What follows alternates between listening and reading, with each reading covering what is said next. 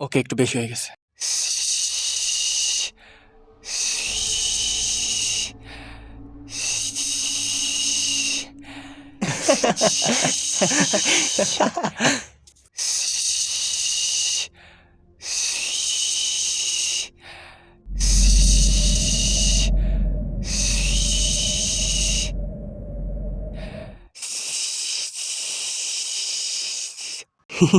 আইতে দে, আইতে দে।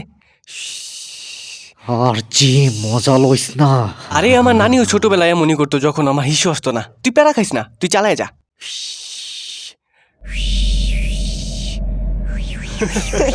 প্যারা নিস না, হয়ে গেছে আরেকটু।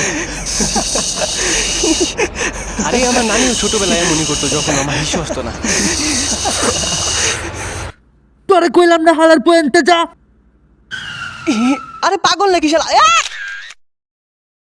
I was annoying. স্কুলে থাকতে করতাম, অবভিয়াসলি এখন আর কাউরে জ্বালাই না। স্পেশালি এই মামাটারে, ওর নাম ছিল ইসমাইল। ওরে অনেক জ্বালাইছিলাম আমি। প্রথমত ওর শার্টের উপরে ড্র করে দিতাম,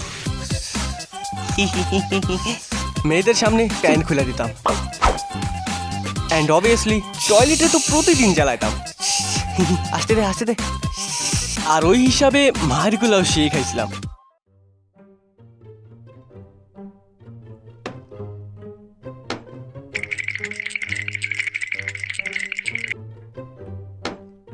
তুমি ইসমাইলের প্যান্ট কেন খুলছিলা? স্যার ওই মিথ্যা কইতেছে, আমি ওর প্যান্ট খুলি নাই।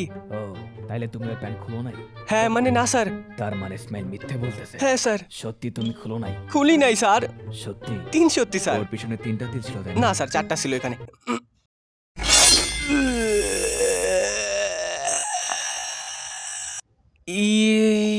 I definitely deserve that. দেখো, আমি ওর ইজ্জত নিয়ে মার্বেল খেলছিলাম, সো আই মিন আমার এখনো মনে আছে ওর সেই জায়গার কথা, যেটা ফুল আঁকা ছিল।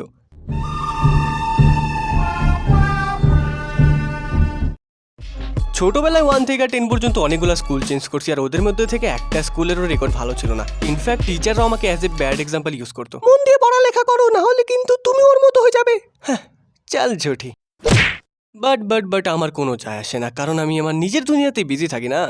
এই ছোট, তুই এটা করতে পারিস?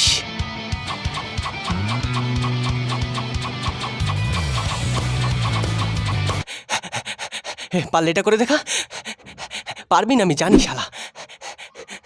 এই জোকারটা আমাদের ক্লাসের, তাই না? আমি মানে পুরো একটা মাথা নষ্ট পোলা ছিলাম, যে কিনা বাকিদের হাসানোর জন্য সব কিছু করে ফেলতাম, আর আমি এটা অলওয়েজ করতে থাকতাম। বিয়ে করকে দেখাও আবি এ।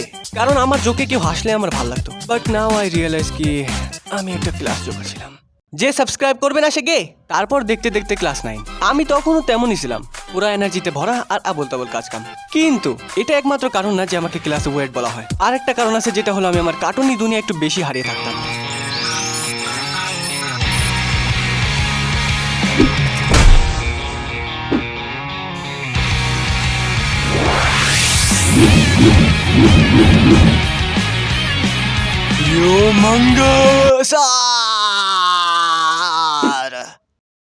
এই জোকার এখনো কার্টুন দেখে নাকি?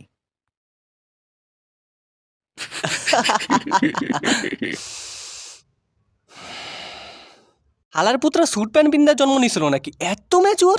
ক্লাস 8-এর কথা ছিল ভাই এটা। ওই সময় কার্টুন দেখবো না তো স্টক মার্কেটে শেয়ার কিনবো।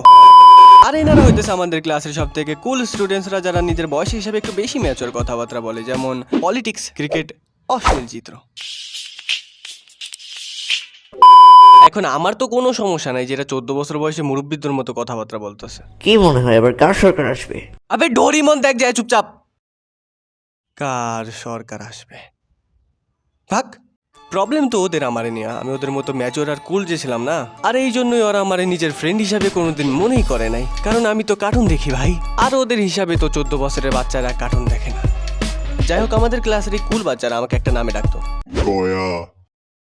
মানে চমু। আর আমাকে চমু বলে ডাকার কারণ হইতেছিল, এইদিকে আমার আম্মু আমার মাথায় ইন্ডিয়া পাকিস্তানের বর্ডার বানায় আমার স্কুলে পাঠাইতো। অর্ধেক এইদিকে, অর্ধেক এইদিকে। এবার মনে হচ্ছে না আমার সোনা বাবা। আম্মু চমুর মতো দেখা যায়। চুপ কর। আম্মু বন্ধুরা হাসাহাসি করে তো, কিন্তু তোর তো কোনো বন্ধুই নেই। যাই হোক, এখন আমি আমার সেই দিনগুলোর দিকে তাকাইলে মনে হয় যে হ্যাঁ, আমি আমার ছোটোবেলাটা পুরো এনজয় করছি, নাকি ম্যাচুরিটি দেখাইতে যে ছোটোবেলাটা পুরো ওয়েস্ট করে ফেলছি। আর ওয়েস্ট করে ফেলাইলে তো এই স্টোরি আমি তোমাদেরকে কোনোদিনও শোনাইতে পারতাম না।